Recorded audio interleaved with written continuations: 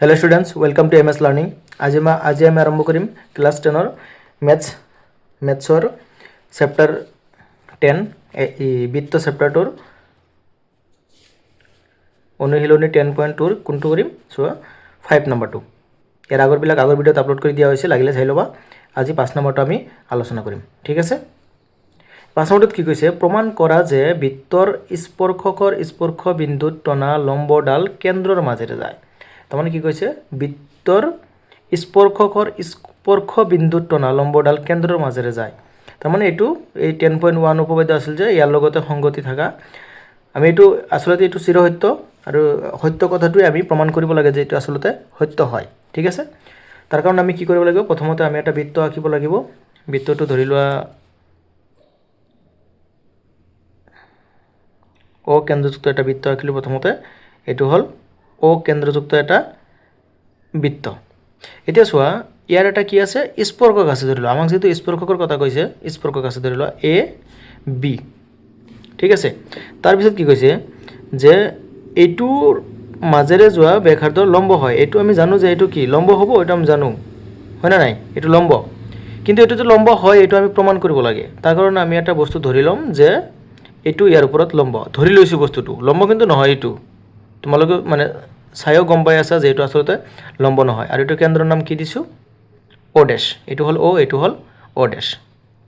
এইটো কি দিম এইটো দিম পি দিম যিকোনো আখৰ দিব পাৰিবা। ধৰি লোৱা মই পি দিছো তোমালোকে বেলেগ দিব পাৰিবা তেনেহলে অংকটো অলপ বেলেগ হ'ব মানে আখৰবিলাক বেলেগ হ'ব আৰু বাকি একো নহয়। এইবিলাক বাদ দিয়া কথা হল যে ইয়াত এইটো লম্ব হৈ আছে এইটো আমি লম্ব ধৰি লৈছো। আমি কেৱল প্ৰমাণ কৰিম কি এইটো যে ইয়াৰ ওপৰত লম্ব বা এইটো যে ইয়াৰ মাজেৰে যায় এইটো আমি প্ৰমাণ কৰিম ঠিক আছে। চোৱা প্ৰথমতে আমি কি লিখিম ইয়াৰ পৰিচয়টো দি লম যে চিত্ৰত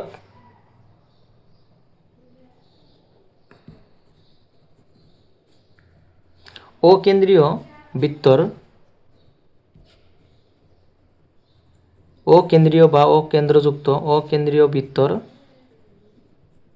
কি হ'ব পি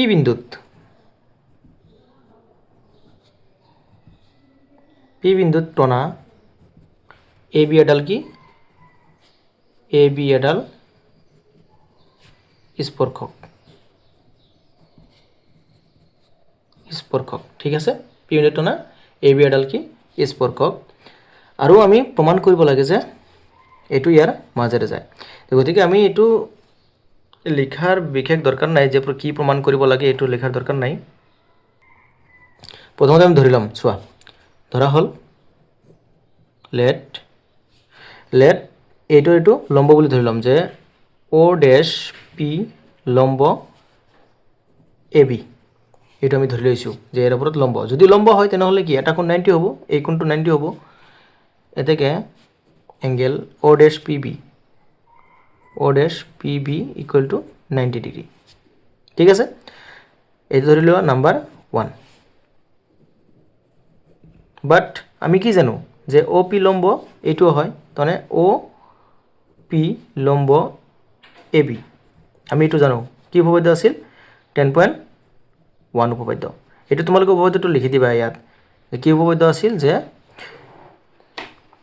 স্পৰ্শকে স্পৰ্শ বিন্দুত টনা লম্বডাল কেন্দ্ৰৰ মাজেৰে যায়। এইটো বিপৰীতে কি হ'ব যে এই স্পৰ্শকডাল স্পৰ্শ বিন্দুৰ মাজেৰে যোৱা ব্যাসাৰ্ধৰ সদায় কি হয় লম্ব হয়। এই মাজেৰে যোৱা যেটো ব্যাসাৰ্ধ লম্ব হয়। এইটো 10.1 উপপাদ্য তোমালোকে জানাই ইয়াত লিখি দিবা পৰীক্ষাত লিখি দিবা।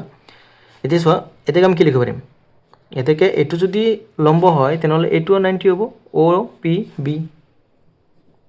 পি বি ইকুয়াল টু কিমান হ'ব 90 ডিগ্ৰী। এইটো ধৰি লোৱা নাম্বাৰ 2। এতিয়া 1 and 2 implies 1 and 2 implies এর উপর আমি কি পারিম সো এইটোর এটো সেম মানে দুইটা মিলি কি 90 O dash P B equal to O P B equal to কিমান 90 ডিগ্রি। আৰু এইটো কি আসলতে সম্ভৱ নেকি এইটো আসলতে সম্ভৱ নহয় মানে চিত্ৰত চাই চোৱা এইটো আসলতে সম্ভৱ নহয়। যদি সম্ভৱ হ'ব কেতিয়া হ'ব যদি এই দুটা বিন্দু একে হয় তেতিয়া হলেহে সম্ভৱ হোৱাটো হ'ব। চোৱা যেটো সম্ভৱ নহয়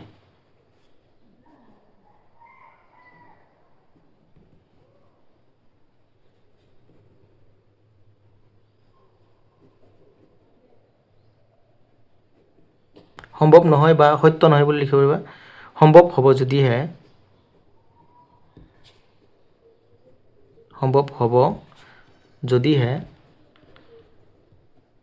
যদিহে কি হয় O আৰু O' বিন্দু দুটা একে হয় গতিকে আমি কি ক'ব পাৰিম আমি কি ক'ব পাৰিম যে বৃত্তৰ স্পৰ্শকৰ স্পৰ্শ বিন্দু টনা লম্বডাল কেন্দ্ৰৰ মাজে যায় বৃত্তৰ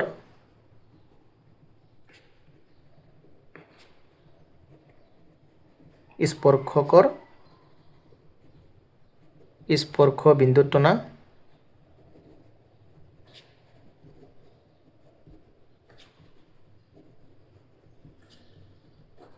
লম্বডাল কেন্দ্ৰৰ মাজেৰে যায়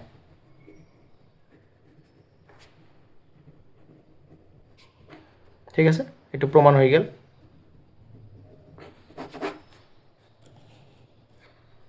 একদম ইজি তোমালোকে চিত্ৰটো কিন্তু ভালকৈ আঁকিবা মই জাষ্ট কলমেৰে আঁকিছোঁ কেৱল তোমালোকক বুজাই দিয়াৰ কাৰণে বস্তুটো ঠিক আছে থেংক ইউ নেক্সট চোৱা